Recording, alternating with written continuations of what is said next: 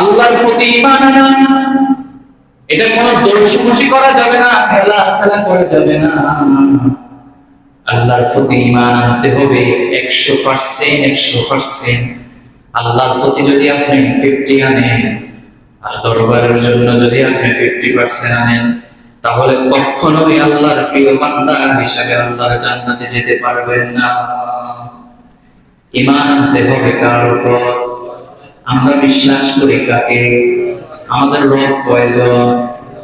আমাদের রব যদি একজন হয়, আমাদের রব যদি একজন হয়, আমাদের আল্লাহ যদি একজন হয়, রব যদি একজন হয়, আল্লাহ যদি একজন হয়, মালিক যদি একজন হয়, স্রষ্টা যদি একজন হয়, এটা যদি বিশ্বাস করেন, এটা যদি মানেন, তাহলে আজকে আপনাকে শপথ করতে হবে, আজকে নিজের ভিতরে স্থাপন করতে হবে, প্রত্যেকটা বিষয় সবর করি কার উপরে? প্রত্যেকটা বিষয় তাওয়াক্কুল করি কার উপরে?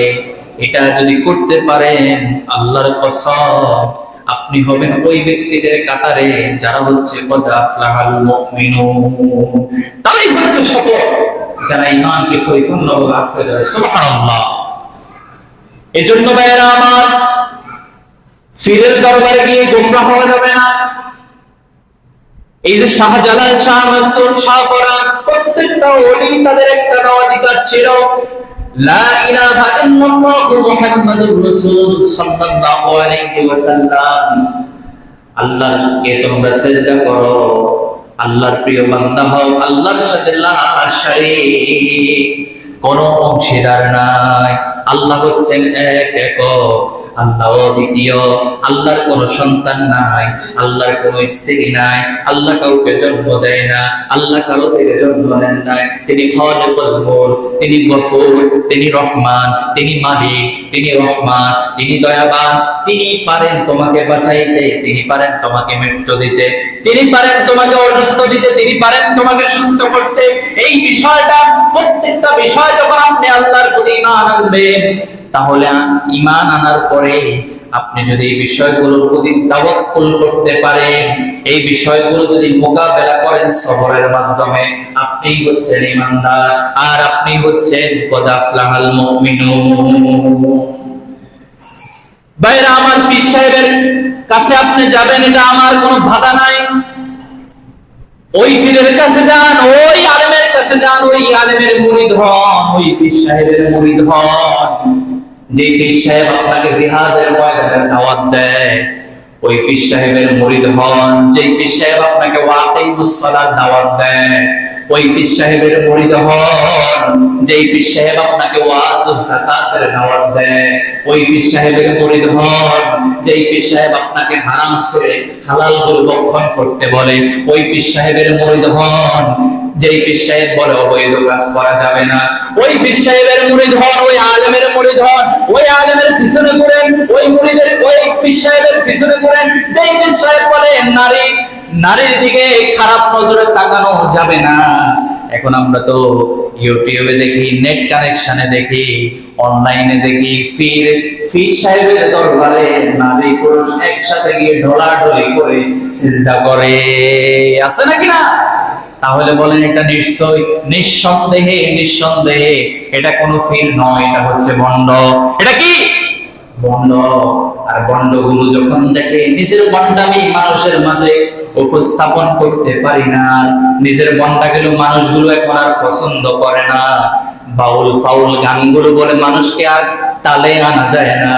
মানুষ এখন গান শুনে না, মানুষ এখন তাফসীর শুনে, মানুষ এখন কোরআনের কথা শুনে, মানুষ এখন হাদিসের বাণীগুলো শুনে। মানুষকে এখন দোল তবলা ফিরিয়ে গানের আসরে বসিয়ে মানুষকে এখন আর দমানো যায় না। যেখানে কোরআনের তাফসীর হয়, যেখানে হাদিসের বাণী শোনানো হয়, প্রত্যেকটা ব্যক্তি ওখানে ছুটে যায়। আমাদের দরবারে এখন আর আসে না, আমাদের গানের আসরে আসে না। দয়াল বাবা কেবলা খাওয়া গাঞ্জা খাইবা নি, এরকম গান বললে এখন আর কেউ আসে না।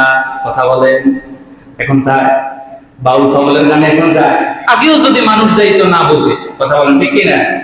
অমুক জায়গার দরবার শরীফের মাহফিল চলে যেত, অমুক জায়গায় অমুক মিয়া, বড় মিয়া, ছোট মিয়া, মাজ্জা মিয়ার মাজার, বড় মিয়ার মাজার, খাটো মিয়ার মাজার, আছে নাকি নাই?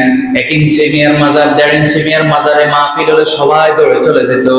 কিন্তু মানুষ এখন বিবেকবান হয়ে গিয়েছে, দেখে ওখানে তো এখন আর কিছুই নাই, শুধু খাওয়া দাওয়া, গাঞ্জা টানা, সিগারেট টানা, অবৈধ কাজগুলা ছাড়া তো অন্য কিছু নাই। কোরআনের কোনো কথা নাই, হাদিসের কোনো কথা নাই, কোরআনের কোনো ব্যাখ্যা নাই, ইসলামের কোনো দাওয়াতি কাজ নাই। শুধু বলে যে ফিরের কাছে আসো, ফিরের জন্য খরচ করো, ফিরের দরবারে দাও, শুধু নেয় কিছু দেয় না। কথা বলে না, শুধু নেয় কিছু দেয় না। এরকম ফিরে দরবারে তো এখন আর যাওয়া যাবে না, কেবলা বাবার দরবারে যাওয়া যাবে না। ওই বাবা যদি কেমন বাবা হয়, কেমন বাবা তুমি, আমি তোমায় বাবা বলি কিন্তু আমার সন্তানও তোমাকে বাবা বলবে, এটা তুমি কেমন বাবা? হাস্যকর বিষয় না? আমি নিজেও বাবা বলি তারে, সন্তানেও বলে বাবা, আমার ভাইও বলে বাবা, আমার খালুও বলে বাবা। হে নাকি জনদরদি বাবা, আছে নাকি নাই? আবার তার নাম দেওয়া হয় ল্যাংটা বাবা। তাহলে তুমি কেমন ফিল, কেমন ফিল তুমি আমার কষ্ট, তুমি কেমন ফিল? তোমার নাম যদি ল্যাংটা বাবা হয়, তোমার নিজের সতর নাই, নিজের ফরজ সতর তুমি ডাকতে পারো নাই, তুমি মুরিদকে কিভাবে মুরিদ বানাইয়া তুমি সতর ডাকাইবা? কি কথা কয় না ভাইরা? যেই বাবা, যেই মুরিদ, যেই ব্যক্তির নিজের সতরের ঠিক নাই, ওই ব্যক্তিটা অন্যের সতর কিভাবে ঠিক করবে? তার নাম যদি ল্যাংটা বাবা হয়, তার চুলগুলো আস্ত হয়ে থাকে, গোসল নাই, গার থেকে মনে হয় দুর্গন্ধ, মদের গন্ধ কয়, গাছার গন্ধ কয়। এরকম ব্যক্তি যদি কাছে যদি আমি গিয়ে বায়াত করে যদি আমি তার মুরিদ হই, আপনি একটু চিন্তা করে বলেন তো ওই ব্যক্তি কখনো ফিরসা হতে পারে? কথা বলেন, হতে পারে? নিঃসন্দেহে ওটা হচ্ছে গাঞ্জাফির, নিঃসন্দেহে ওটা হচ্ছে ইয়াবাফির। এখন বর্তমানে বাংলাদেশ পুলিশ ডিপার্টমেন্ট, যে ওই পুলিশ ডিপার্টমেন্ট একটা জরিপ মিলালো, বর্তমানে গাঞ্জা, ইয়াবা এমন ভাবে শান্তিপূর্ণ ভাবে বিক্রি হয় এমন জায়গায়, যেটা কোনো মানুষ ধরতে পারে না, বুঝতে পারে না। সেই জায়গা হচ্ছে নষ্ট